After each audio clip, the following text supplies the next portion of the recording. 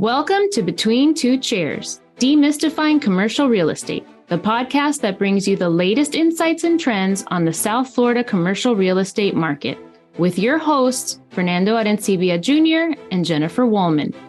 In each episode, we dive into the world of commercial real estate and break down complex concepts to make them accessible for everyone. Whether you're a real estate professional, a curious investor, or just interested in the South Florida market in general, Between Two Chairs is the podcast for you. So pull up a chair and join us.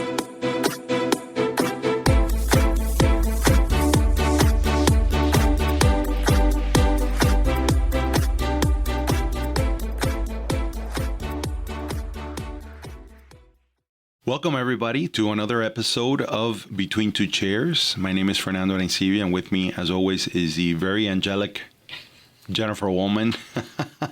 You have a halo above your head. I do. There you go. My aura is glowing. Yeah, today, there you go. right? There you go. Say hello, Jennifer. Hello, everybody. All right, so today we're going to be, in our efforts to continue to demystify commercial real estate, we're going to be talking about myths of commercial real estate. Right, Jen? Correct. And also it's October, so we figured we're going to start getting into the spirit of October. So there are a lot of myths in real estate in general, but especially in commercial real estate. Some of them are that real estate in general is easy. You just show property and rake in a ton of money. If you're into commercial real estate, commercial leases are so much easier than sales. You need a lot of money to purchase and invest in real estate. You always make money in real estate if you hold it long enough. Real estate is a passive investment. You just buy a multifamily or a strip center or a warehouse and you just kick back and rake in the money. And then everything with online businesses, the internet, etc., is making real estate and brokerage obsolete. So those are just some of them. There are many, many more, but we try to keep these short and sweet. So we're going to dive into some of them. Let's start with real estate is easy. You just show property and rake in the money. Well, certainly, even in residential real estate, that's really not the case. There are a lot of steps to success in real estate. And so in commercial, it's even the more complex, right? If it was easy, everybody would be doing it. And I think part of it is that in commercial, it's an entire ecosystem that is further specialized in all of the different asset classes. And so, there are a lot of complexities involved in buying, in managing, and in selling commercial real estate. Right. So what another thought is, so with a residential, you have the MLS, you can look up properties if it's listed by an agent. However, in commercial, there are commercial platforms for sure, right, but they don't tend to have as much information on them as a residential MLS does. What are some other big differences? Well, for example, when you are searching for commercial real estate, a myth or a sub-myth of this myth could be that the majority of commercial vacancies are readily available. Well, it's not really the case, right? And so if you are, let's say, a tenant looking for office space, not everything that is available in the marketplace is going to be in one of those, platforms, right? And that has to do with the fact that if you are a company that is managing 100,000 square feet of office space in 10 buildings, right? You know that there are properties that are going to come up in the next 5, 6, 7, 8 months that are going to be available for those that are looking for space, right? But those properties are not going to be set up online, which is why, relationships become very important, and making those calls is ever important, because in commercial leasing, if you're leasing a house, you can find a house probably within a 30-day period. You could probably find a house in a couple of weeks, right? Even if you have to get approval from a homeowners association or a condo association, you're going to be able to find a place rather quickly. In commercial leases, people look 6 to a year in advance, depending on the complexities of what they're looking for. So one of those things is the fact that there might be properties that are not on the market And you may never know that they'll be on the market because they may be leased by the time the current tenant leaves that space. They might already be earmarked. The other thing is, as far as readily available, is also comparable. So, yes, when a property sells, you could go to the property appraiser's office and you can figure out how much it's sold for. And even though you're not going to get the full picture, you're going to get a very close picture of what that is. But commercial leases there is a confidentiality involved into that, right? Leasing data is proprietary, right? And there are even clauses in commercial leases that prohibit a tenant from disclosing how much they're paying, what kind of concessions they were given, right? What kind of CAM they're paying, all those kinds of things. And so you never really get all of that data, again, to add to the complexity of transacting in commercial real estate and understanding, right, an investment vehicle through there. Well, and to your point, on the platform, you don't get that. You don't have the information in the sense of what you were talking about with the leases, because leases are so much longer in commercial real estate. Not only do you have the example of something that might be coming up and be vacant 7 or 8 months from now that never hits the platform. If that is on the platform and you need something fairly quickly from a lease perspective, you're the tenant, and then you get on there and half the stuff isn't available for the next 5 or 6 months, but you just found out that your lease is up and you didn't remember the renewal clause. And so now you have to find a new place pretty quickly. You also have that. And then to your point about the pricing on a lease and not knowing exactly what a comparable is, pretty much all you have access to is the asking rent. And even then, a lot of the listing platforms don't list what the rent is. So you have to call every single property that's on there that might interest you to find out if the rent is even within your budget, or if you're a broker in your tenant's budget. So let's go into another one about how easy real estate is and the difference with commercial leases are less complex than sales, because in residential, that is true, right? A rental is pretty straightforward. It's 1 year, but in commercial, no doubt, if you focus on the residential leasing and you do a lot of volume, things move very, very fast, right? And they're very cookie cutter, and you have a standard statewide, lease that most people use, right? That covers from A to Z every item imaginable, right?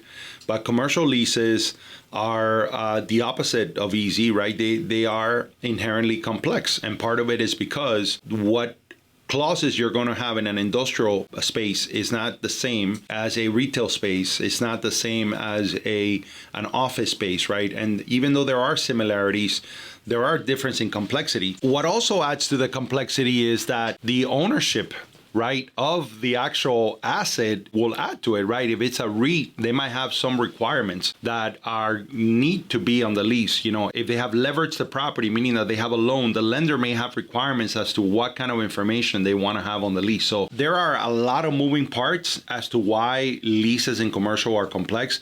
But you and I have discussed it before. We have both transacted on either doing a tenant rep or a landlord rep where it has taken months, right, in order for us to come to an agreement with a national firm and to be able to actually have an executed lease and be able to move forward. And then that's just the start of it, because now you got to wait for the build out, and it takes sometimes, I've just finished being involved in a lease. It took about 21 months, right, from start to finish, until they're finally moved in and everything is set up and ready. So that's part of what's exciting about commercial real estate, right? Because no two deals are ever the same, and you learn so much, and there are intricacies in it.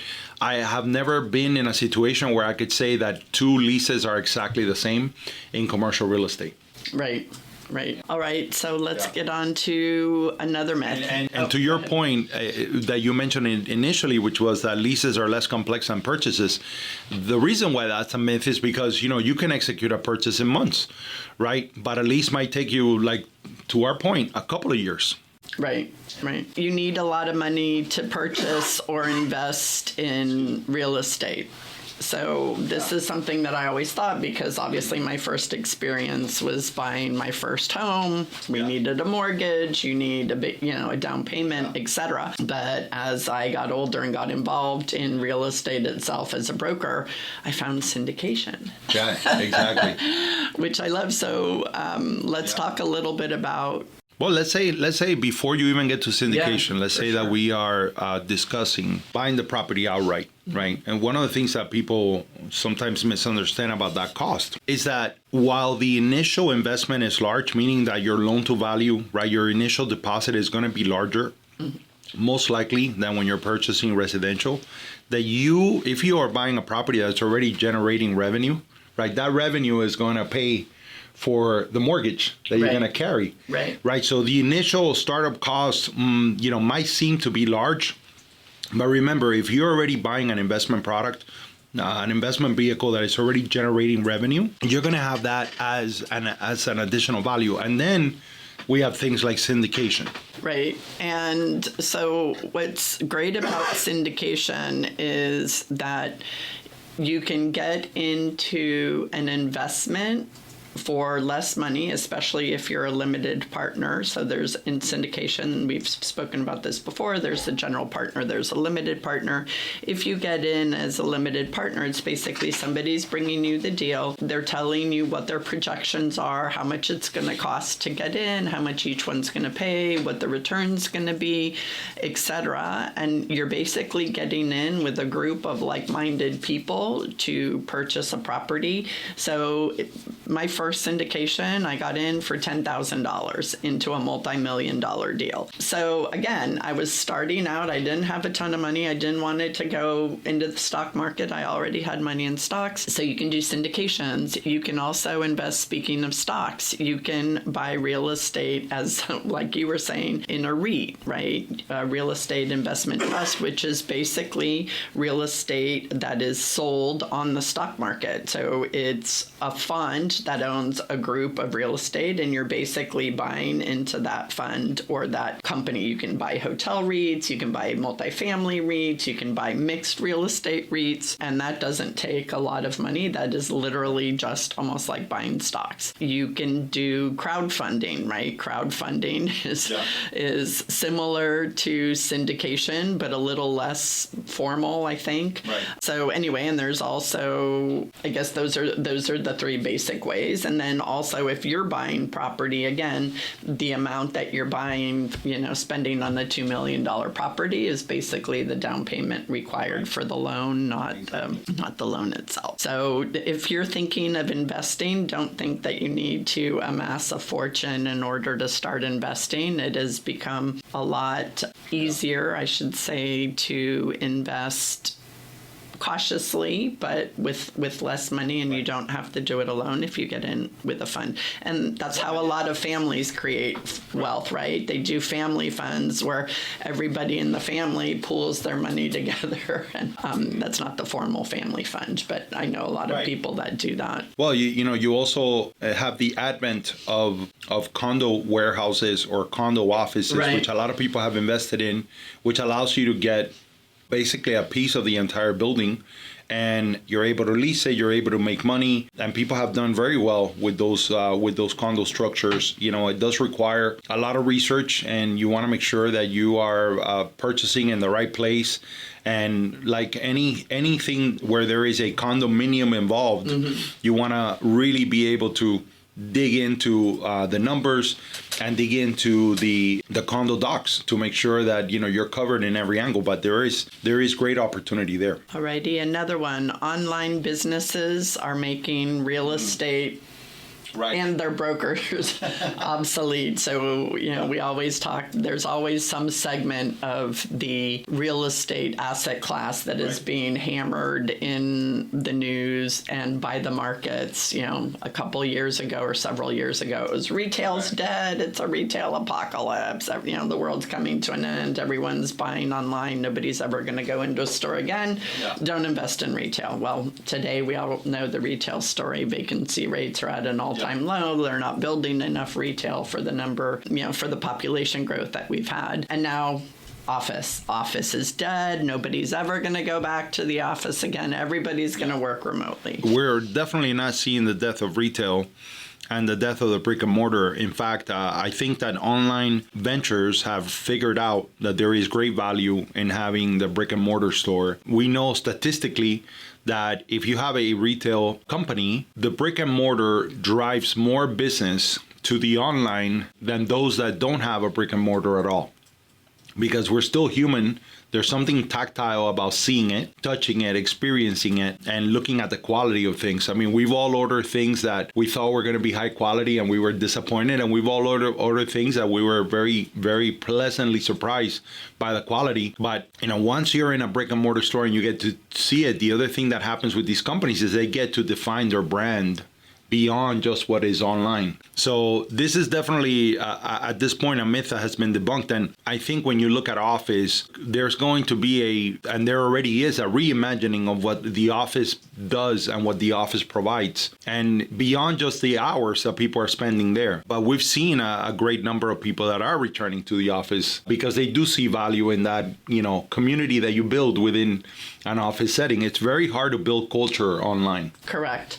And before we get into, online and the internet making brokerage obsolete, just because we've been touching on two asset classes that have been proclaimed dead before, let's jump real quickly into another myth, which is basically you always make money in real estate if you hold it long enough, right? And that is definitely not true. We've seen examples of that. If you're in a condo, to your point about the condo warehouses and condo offices, if you're in a condo that isn't well maintained, if you are in an asset class where a tax law changes or a major behavioral shift happens and you have loans coming due, which is what's happening now with the office, you very well may lose money in real estate. If you're in an area that, again, a law changes, a zoning law changes. I sat with a client one time and he wanted a very high price to sell his property. And I said,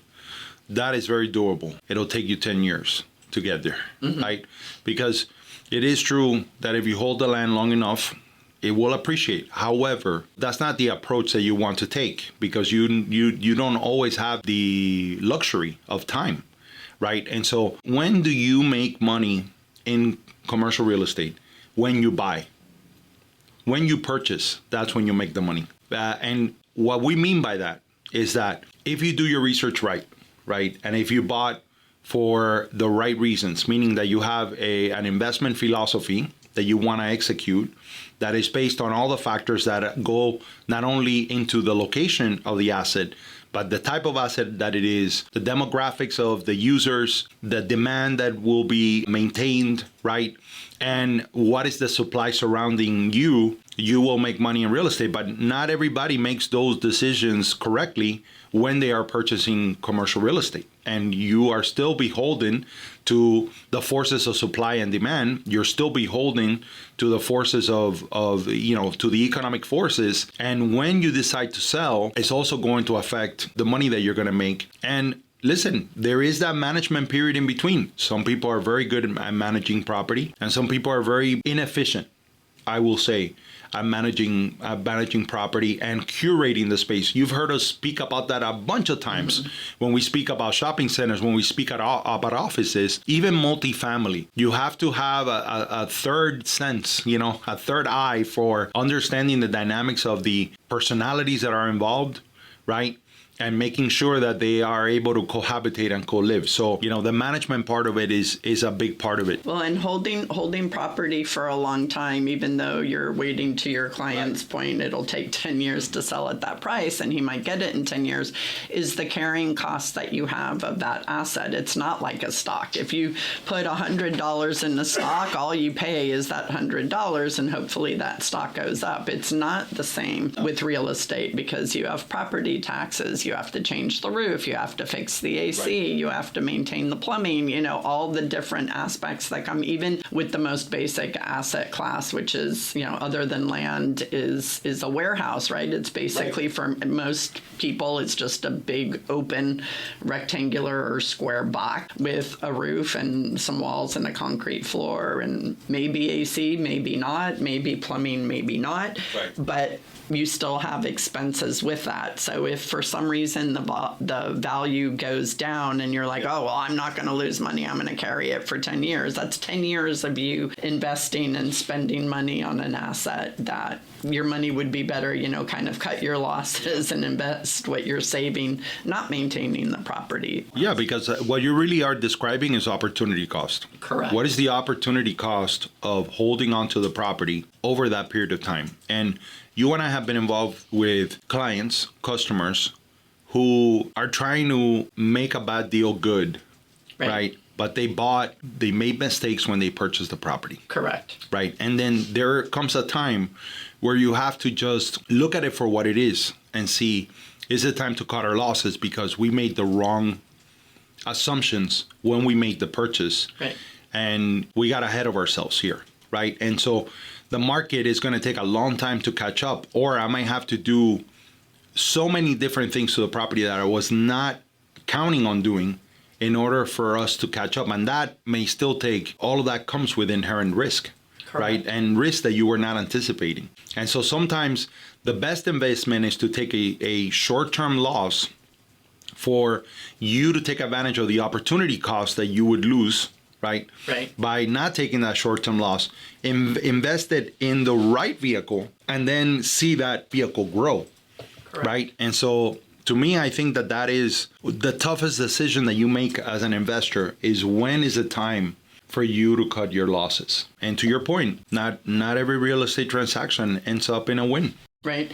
And so let's talk about that, because that's where brokers come in very handy. As you discussed, we were just talking about this with a client that we have who she's going to lose money on her deal. She made huge mistakes when she bought it. Right. She's going to lose money, but she's holding on. She's like, no, I'm going to sell it for this. I'm not budging for this. So not only is she going to lose money, the longer she holds it, probably the more she's going to lose. So, and what happened to her, without getting too much into the weeds, is to say that there was a law that was passed statewide that is also affecting that asset.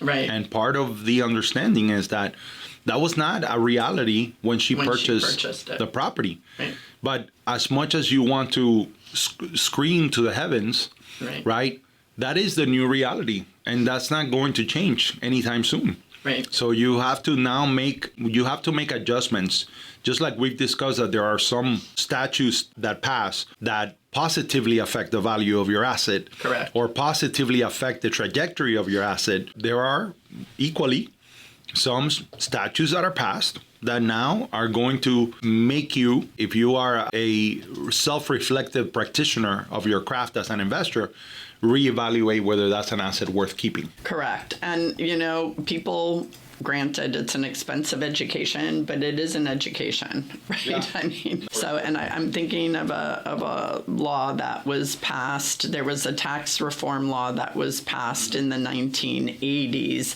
and it was way before I got into it, but I remember, before I got into real estate, but I remember it was a huge hit to commercial real estate. I mean, commercial real estate really stagnated for probably the better part of a decade. And I'm sorry, I should have looked up that law beforehand. But again, as we're talking, as we get into this, it triggers other thoughts that I didn't have coming into it.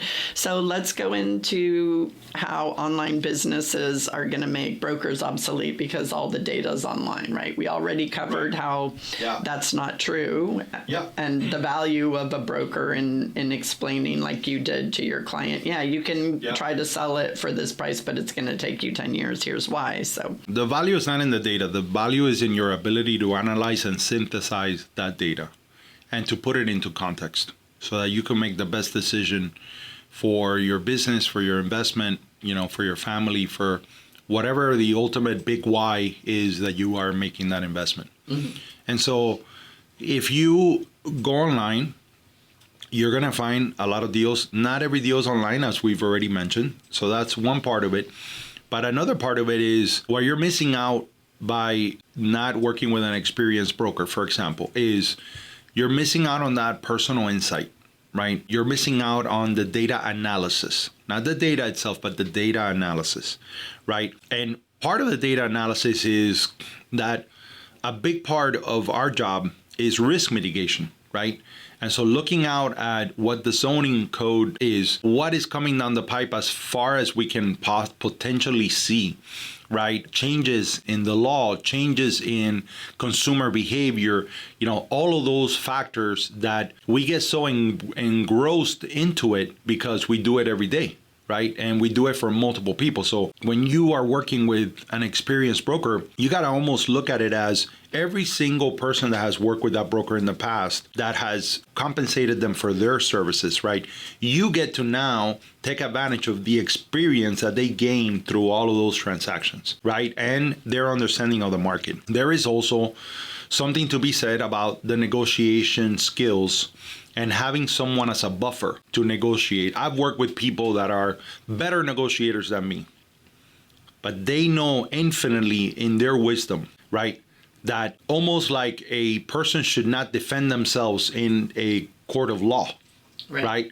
That they are better suited to have a buffer in between the seller and the buyer, right? Because it helps in the way that the information is presented to the other side, and it helps in the negotiations, right? And there is also a level of emotional intelligence that is required to navigate all the personalities.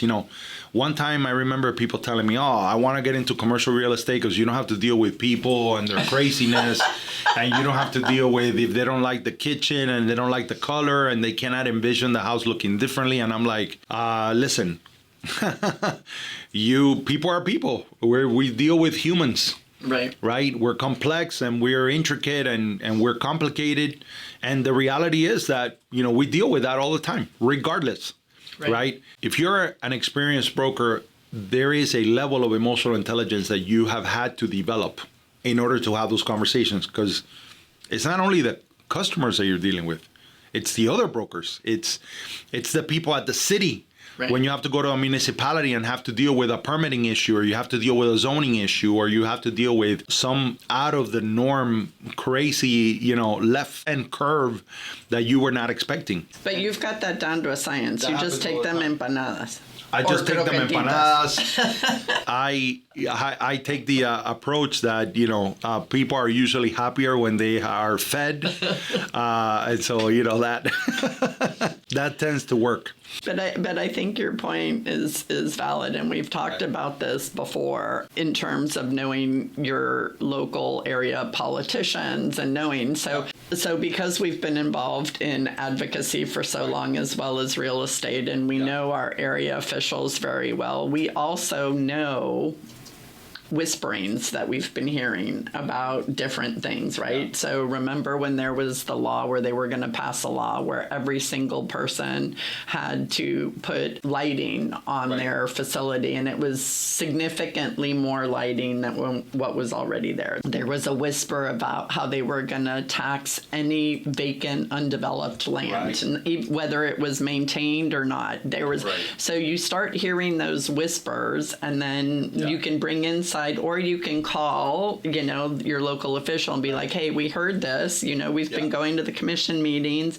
How serious is this? Or is this just being floated to try to get somebody to do something else, right? Correct. Because if you do, and the other thing was working with a good attorney, and it's the partnerships that we have. I remember when we had Estrellita Silva, and she worked with me on a deal, and we have a great episode that we did with her, but we were working with her on a deal, and she had heard something that was going to be putting onto another law. Or an ordinance, excuse me. It was a parking ordinance that they were going to tack on that was going to affect a huge huge area, including an area where I was doing a lease. But that wasn't being reported. It wasn't really being spoken about. There were no public hearings. It was just something that they looked at as being like an amendment, right? A little fix-it. And then when she was looking for our deal and she went and she heard that, she was like to the commission, do you guys realize what this is going to do? And she showed them in legal terms what they thought was going to be a minor little tweak was going to do to existing restaurant space and outdoor space. So again, if you don't have those connections and you don't have that intel, you could potentially make a huge mistake. And that's where, local area brokers and their relationships with local attorneys and everything come in handy. What was another one? Oh, real estate is a passive investment. I think we've kind of hit on this a couple of times. You just buy a multifamily strip center warehouse and then you just sit back and rake in the money. Right. Only if you're a limited partner and even then, or a REIT, if you buy a REIT, but even then you need to read the financials. You need to know what the market's doing to know if your investment is still solid in there. But if you're going to be a hands-on manager, then it's a lot of work. It's a lot of work. And we know several people, you have several clients, also some who we've interviewed here who own either multifamily or shopping center, and they are the managers and they got into it kind of as a part-time thing, and now it's a full-time job because they're good at it, or they created the platforms that they needed to support their business and their investments. But there's very little passive about real estate investing, but you hear that a lot, like buy real estate, it's a passive investment. Yeah. No, for sure. There's really no such thing as passive income unless you're getting a stipend or yes. It's not the same. There's nothing passive about commercial real estate. Right. Or really about any kind of investing. If you're doing a good job, you really have to do your homework and follow up. So is there anything else? Are there any other major myths that you think we should talk about? We talked about some big I'm sure we'll do another episode like this. We've had conversations about this in the past, but when I was thinking about ideas here, one of them was about whether the relationship of the broker and the client after or once they close the deal, is the relationship end right there, right? The deal's closed. Now the client's on the deal. I think it depends on the deal, but the reality is that, the relationship is, you're always building that relationship and you're always available. And so I remember a quick story that I had a client. He bought this 18-unit apartment building in Miami Beach. And he closed on a Friday, or he closed on a Thursday, and then he was getting on a plane that afternoon for a family trip. And then we get a call the next day that, hey, they're about to cut the water off of everybody because he had forgotten to switch out the account for the water. And so, I called him, he's texting me back and all that stuff. So I had to go to his place. He had a big dog at the time. The dog hadn't met me yet. He says, all right, look, here's where you're going to find the keys. Go into my place. I want you to go into into my office. His dog's name was Samsung. All right. Samsung is a beautiful dog, right? But a big dog, right? An intimidating dog. So I walk in there, Samsung looked up at me, went back to sleep. He didn't move at all.